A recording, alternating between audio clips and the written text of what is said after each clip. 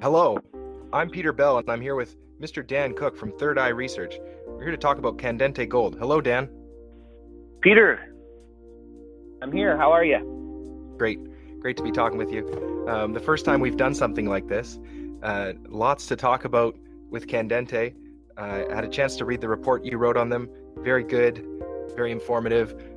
Also had a chance to do an interview with the CEO, Miss Joanne Fries there. Wow, I was very impressed. Excellent. Yeah, I heard you spend a couple hours with her. And a transcript prepared for everyone coming soon as well.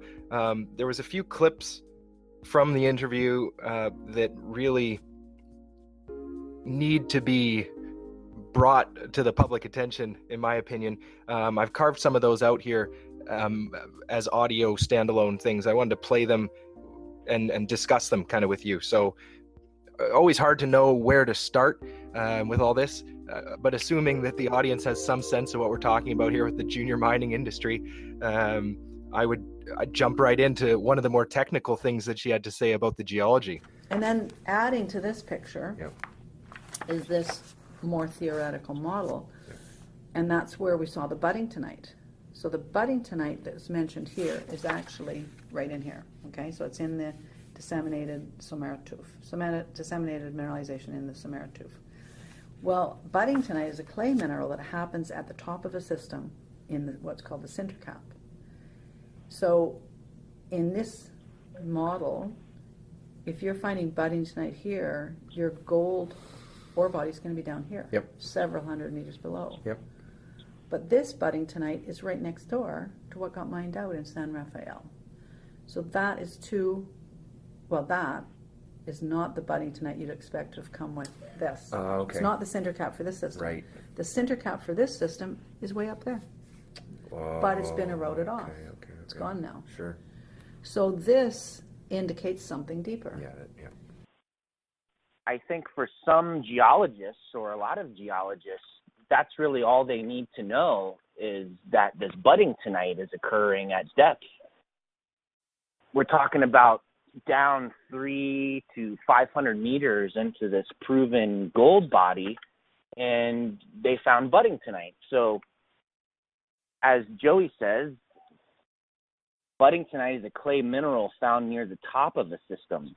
So if you find budding tonight down 300 to 500 meters down into a known gold body, it means something else. Likely another event is happening below that. And it's just a great indicator that there was multiple events. Some refer to it as a stacked boiling system. It's just a great indicator that there's mineralization further down. Yep. And so much to discuss around that. But I would point out that in the presentation deck for Candente there is a slide that shows this, but just looking at the slide on its own, you may be forgiven for not quite seeing all that information that she's talking about in there. And it was something that she mentioned in the interview, that her presentation decks, she likes to make them in a way where they're at a sufficiently technical level for her to explain the story, not necessarily for you to be able to go away and study it yourself and come away, really understand everything without all the knowledge that she has of the project and everything. And that may be a little harder than some investors are used to. It's not quite putting it on a platter for you to understand simply and easily, but it reflects the fact that there's a lot tied up with understanding these exploration stories, and years and years of work, particular for these guys at this one.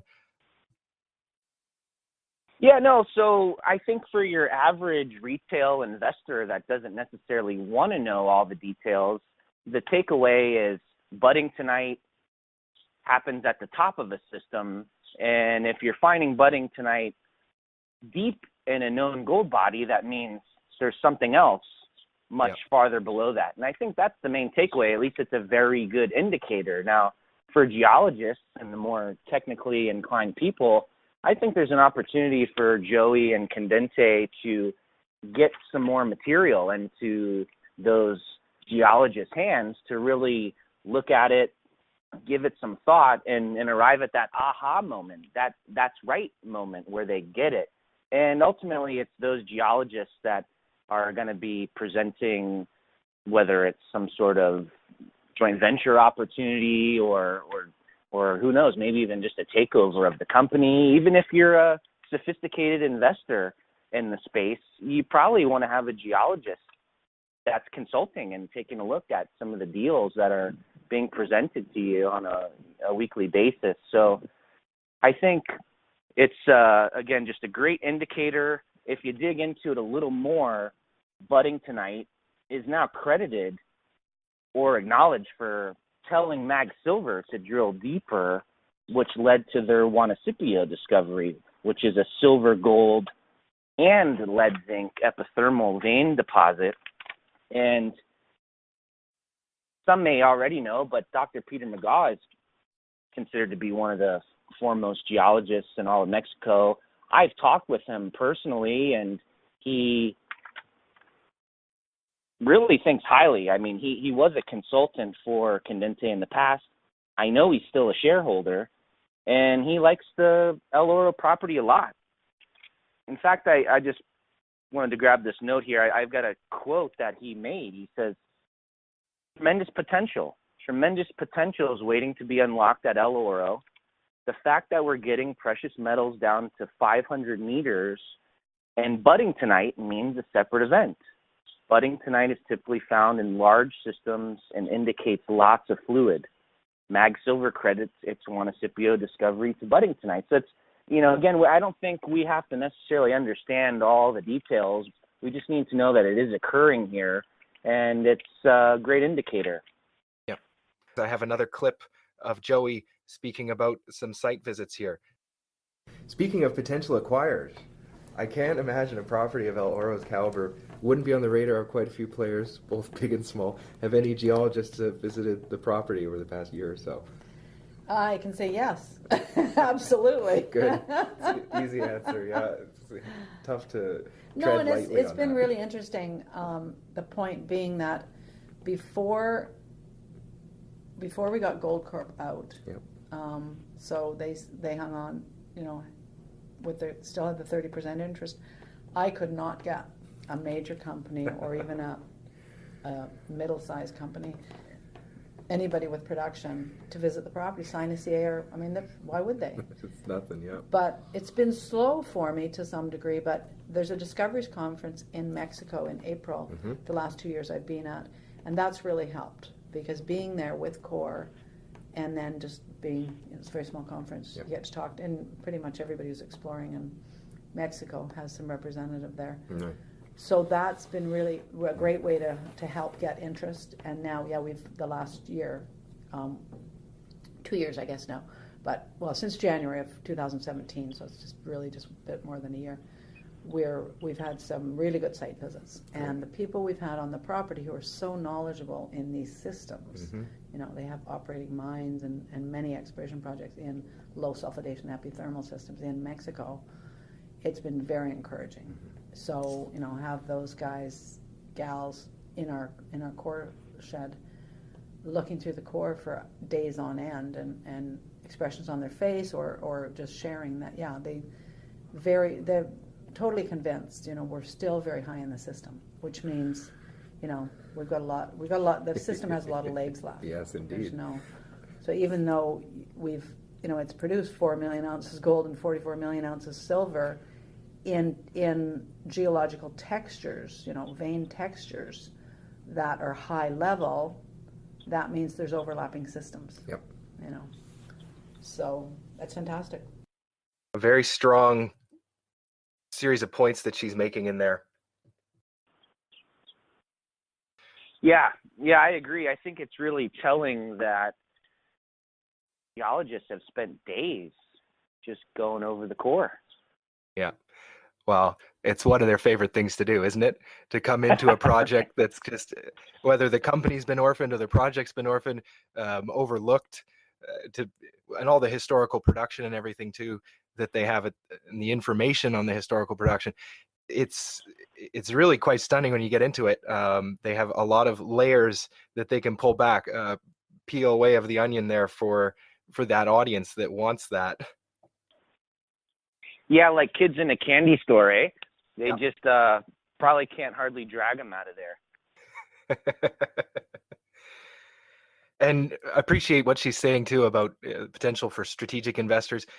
Maybe a minute or so later in the conversation, she says something about, just retail investors as well, as a potential source of transformative capital for the company here. Some of these holes that she's talking about drilling, and some of the surface work programs there, not particularly expensive, given the location in Mexico and everything as well. It's the kind of stuff that can be funded by the street there again. And like you said, when you peel back all the layers of the onion, what you're left with is an 8 million ounce, probably much more, but documented production is over 6 million ounces of gold and 74 million ounces of silver from just 2 of 50 known veins on this 12,000 hectare property. So you strip everything away, and I just, first and foremost, I'm an investor. I'm a prospector of the markets myself. So I'm looking for deals like this and things that look like great values. And I just don't see, when I look at all the comparables, whether it's in Mexico or around the world, I don't really see 8 or 10 million ounce gold camps that are selling for $3-4 million. Let alone ones where they have this geological concept of, a repeated system possibly below what was mined historically, and drill holes into that lower section to validate that concept to some degree, and stories of the people from Agnico Eagle and such coming by and getting some excited looks on their faces. Yeah, so like Joey said, I mean, all the big players that have looked and taken the time, they're seeing exactly what you would expect to see in these stack type systems. And I think when your average person looks at this, they'd think, oh man, this must be deep. It's still quite close to the surface. All of that 8 million ounces of gold production came from just 2 veins and only down to 200 meters or so. So relatively very shallow in the context of many existing mines in Mexico now operating at 500 meters, 1,000 meter plus depths. Yeah. And by the way, Candente, one of the things they have proven that's important is that the mineralization of the San Rafael vein does extend down at least twice as deep. So the old timers didn't stop mining because they ran out of gold and silver. We know that for sure. I think these are some of the facts that are unknown or underappreciated about the company. And the vein size, like you said, was phenomenal, really. The average grade coming out of the San Rafael was 11 grams gold, 140 grams silver. Widths of those veins average between 3 and 10 meters. But there was some high-grade bonanza chutes within that, measuring up to 70 meters wide. Yeah. You said it's just almost unheard of, right? To put that in perspective, it's like half the size of a football field. And they were mining at over an ounce gold and 10 ounces silver through some of those higher grade portions. So again, I think this is one of those stories that's just been forgotten about by the market.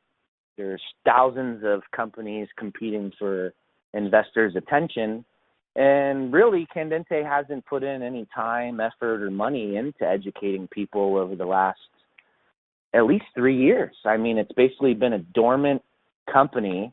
They've pretty much refused to raise money and dilute the stock below 5 cents. So I think that's commendable on the board and management's part. They've been patient, which is probably the exact right thing to do over this, last couple year period. And now they've still got a solid share structure. And like you said, there's a lot of different levers they can look to pull to get the share price up to, I think, a more respectable level. You could look at 20, 30 comparables throughout Mexico, exploration companies. And of course, it's hard to make apples to apples comparisons with any of these. Every property is unique, but all of those are valued somewhere between $5 million and upwards of $50 million. Yeah. And none of those have the history and potential, in my view, that El Oro does. Yep. Well, you've done a good job finding some speculative value here, Dan. I think so. And, I think so. And one of my favorite parts of it too is, after getting into it a bit with Joey there, she has a very well thought out exploration program, very firm footing. Technically, I'm not a geologist, but I can at least appreciate what she's, the evidence that she has assembled there, and what she's laid out in terms of what she would do when she has access to the capital to do so. And to that, there's another clip I'd play here from the interview with her. Geology again, with all these targets, 30 veins, more than 30 veins. Do you have a good sense for possible work programs and stuff? How to prioritize all these things, right? We need ground truthing first. Yep. That's really, because these targets were developed by Nadia after we finished our drilling. Nadia came in and did data compilation, and just try and help us understand the controls to mineralization and where do we go from here. Because when we acquired the project, we were drilling right away. We already had targets. Our first round, Larry Cornsey, who was a Barrick geologist for many years, and Mike Castleman, who was an ex-Cameco guy, they did the first work and loved the El Oro, and we drilled underneath Fort San Rafael, Veta Verde, Borda vein, and Corona vein, and came up with evidence in all four of them that the system continues, the mineralizing system, and some good grades.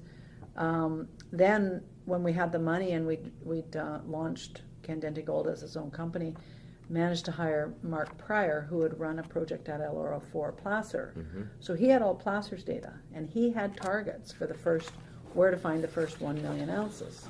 So we just dove right in on his targets. Oh, God. And I didn't have the model, but they were all here. That's why nice we drilled. Road map, hey? Yeah, that's why we drilled all these holes underneath the old workings. Okay.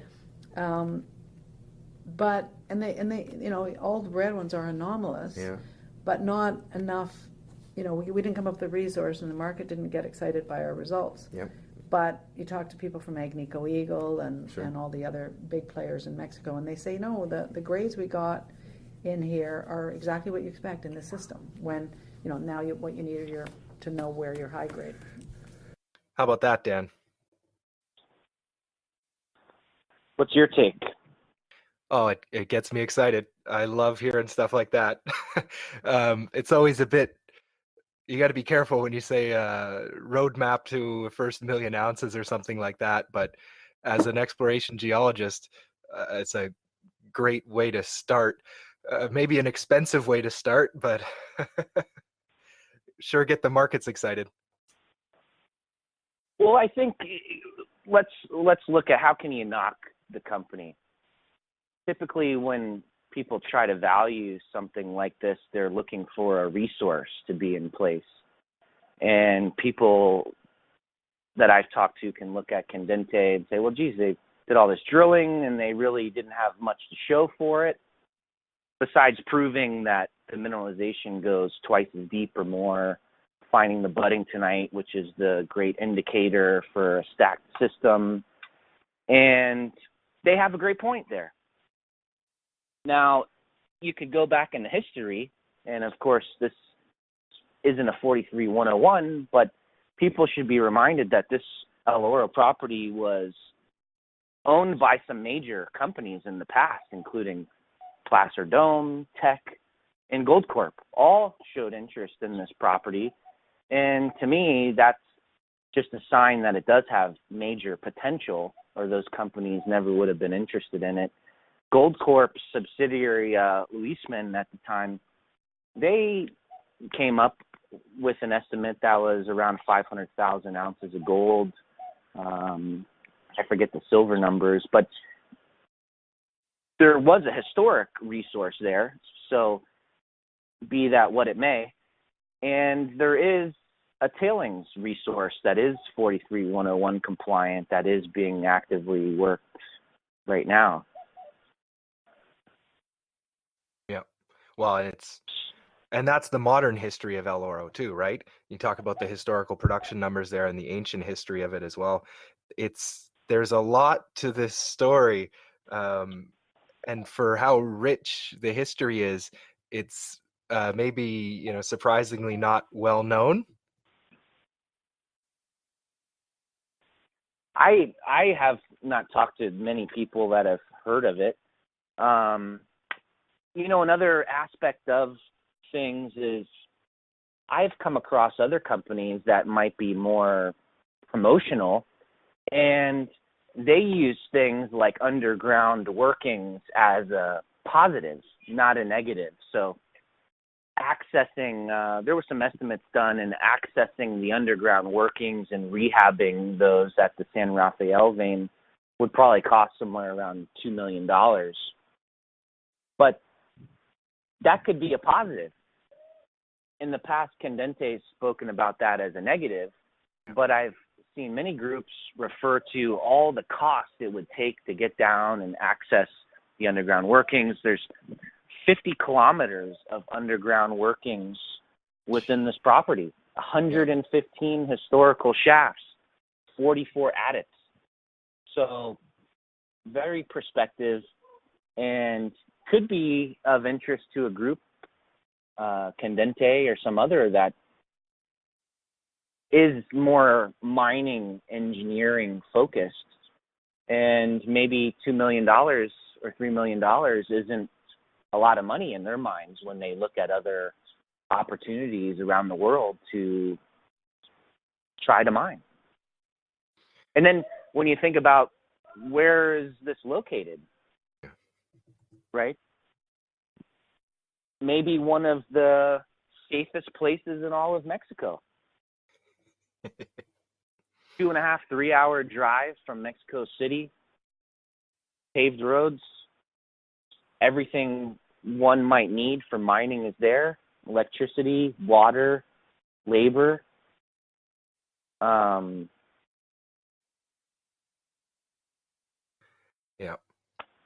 No, I'm with you. It was a real treat to talk with Joey for an hour there and get into all this stuff. And surprising to me how even after that, it became clear, okay, just scratching the surface on a lot of this, right? She knows this project like no one else, and she's running the company on a shoestring as well, which is admirable and important in tough times for juniors. And, in terms of being able to survive and all that. You mentioned the tailings, and we spend a fair amount of time just talking about the history there, what it took to get somebody else in there, and what it means for them now. There's stuff on the horizon, right, for Candente gold, and let alone Candente copper as well, sister company also run by Joey. I mentioned that to a few people who are very interested in copper, and everyone kind of scratches their head about that one and wonders what might come for that, if it might prove to be a bit of a sleeper surprise here in the next years, looking out into some bullish conditions in the copper market. Yeah, doing deals right now seems to be improving, but still challenging. And the Sun River Group, Sun River Gold, private company. There's 4 engineers. One of them's a metallurgist. All of them have over 20, 30 years of experience. They've run small mines in the past. So some will tell me, hey, forget about the tailings. That's just write it off. But yet the Sun River Gold guys aren't writing it off. So there is a reason those tailings have been sitting there for 50 years or more. But it was because it was a metallurgical challenge. And Hans von Michaelis, he is the metallurgist and the expert on metallurgy for Sun River Gold. He believes he's cracked the code. He is one of Candente's largest shareholders. He owns over 10 million shares. So these guys are seeing something there. I don't think they'd be putting up $500,000 and fully funding the program if they didn't think they had it figured out. Yep. They're basing their whole company around that project right now, to my knowledge. Yep. And when you look at the grade, if they can figure it out, it's not huge. It does have potential to get bigger, but if you look at it in an open pit type scenario or compared to any heap leach project out there, which would probably require even higher capital costs anyhow, they're talking 2-3 grams gold and 2 ounces of silver just sitting at the surface. And I can tell you the municipality of El Oro really would like those tailings to be removed because it's going to generate taxes and income for the government there. And there could be an opportunity to build buildings and houses there. So they'd like to have it out of the way.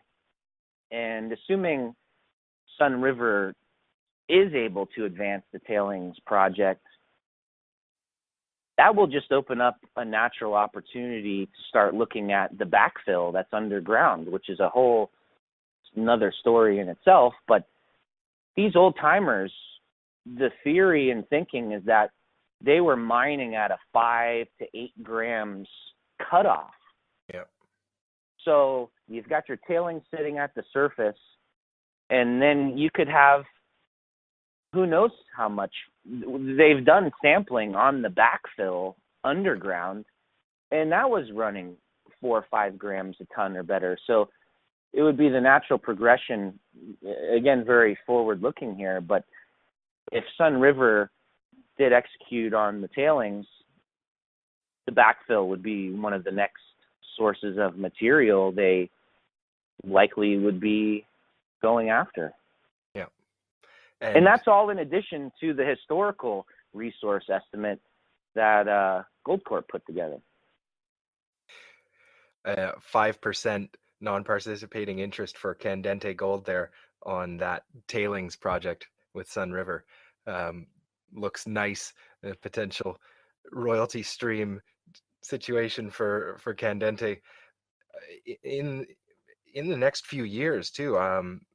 There's the option payments there are, looking in the next 2 years for them to try to put that in production, as I understand it. So not if they can execute right and overcome these technical challenges, a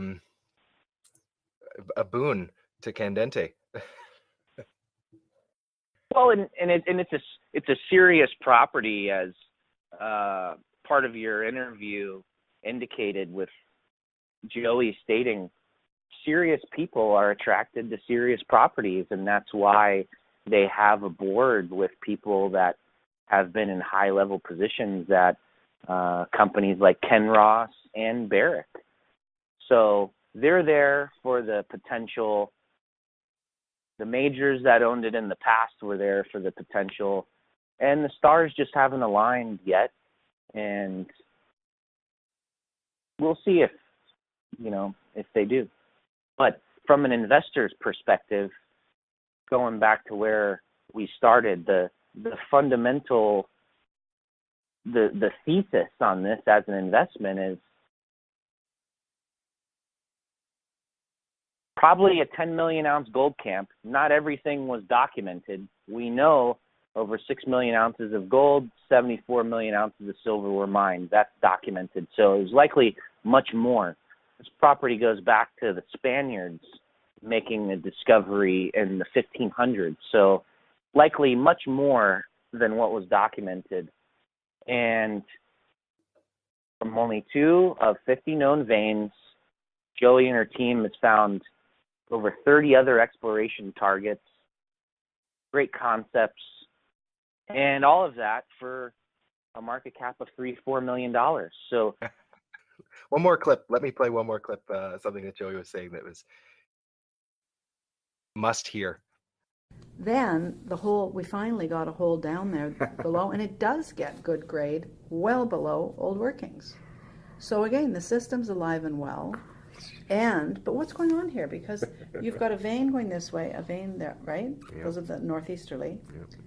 Why are you getting higher grades than usual, or such high grades, in several structures, different structures, one above the other? Yep. Well, that's something top Yep. down, right? Totally. Happening.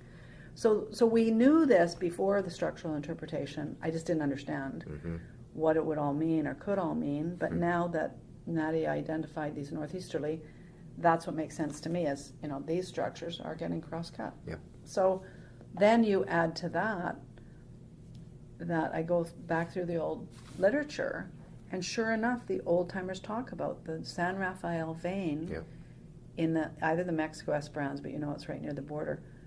There's a northwesterly vein and a northeasterly vein.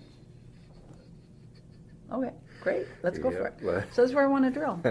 It's so hard in this business sometimes, I find, because I'm not a geologist, but I spend a lot of time trying to understand what these geologists are talking about, and which ones are worthwhile to follow and back.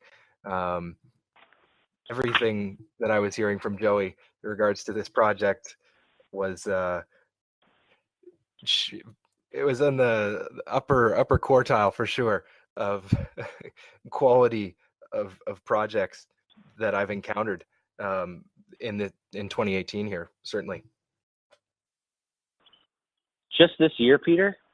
I mean, you've been at this a while. It's probably longer than that, really. And it's so much a virtue of them working hard to piece together the old information as well. Again, way above my pay grade there with all the technical things that she's used to rank these topics. But stepping back, the combination of what she's describing in that quote I just played with the drill targets, that is good. It's good to have a focused area of drilling that she wants to, execute. It's that contrasts with what they drilled in the past, which was kind of a bit over here, a bit over there. So I was very pleased to hear her talking about, a focused area that would kind of prove out a conceptual model for the deposits and all this. That was great. And then the ground truthing that we talked about a bit, and she discussed as well. That, to me, that was the 1-2 punch there, where it's really focused drilling. Drilling's expensive, be careful about that. And then this surface work that's a little cheaper, but covering a lot more of the project area, right? Because it's a significant project, kilometers by kilometers here. So, and with all the, all the historical production, everything, I think she said that it hadn't ever really been mapped very well. That's really starting to get out there for me. But the cover and everything like this, there's something to this one. Yep. Yeah, well, thanks for taking some time to give it a look, and let's talk again in the future. Keep Pleasure. You up to date with what's happening. Well, thank you, Dan. I look forward to. I'm keen to go back and talk to Joey again, to be honest. Some of these unstructured conversations are good. We just kind of talked about everything in that first interview. But I point out the company's corporate presentation is 44 slides at this point, and it's full of technical info. And to be able to hear her go through it in some detail would be a treat. So I look forward to doing that as well. Yeah, well, we've got to start getting people down to the site and getting you there, and that's what makes everything very real. And well, and again, we played those clips of her talking about the geologists coming to site and the geologists seeing the core at the conferences. You know, that's pretty important too, right? I don't know why anyone wouldn't want to look at it in more detail, Peter. So if you figure out why they don't, please let me know. Oh, it's a shortage of attention. We've only got 24 hours in a day, right? Yeah. What would you do if you had 25 hours in the day? I was thinking about that extra hour. Well, spend a bit more time with you if I could. Hey, how about that? Third Eye Research, Candente Gold, CDG on the TSX Venture. Any OTC listings or anything like that you'd mentioned? No, doesn't look like it. There is one, but I won't Illiquid. disclose it. They gotta do their own research to figure that out. Good. Thanks, Dan. All right, talk to you later.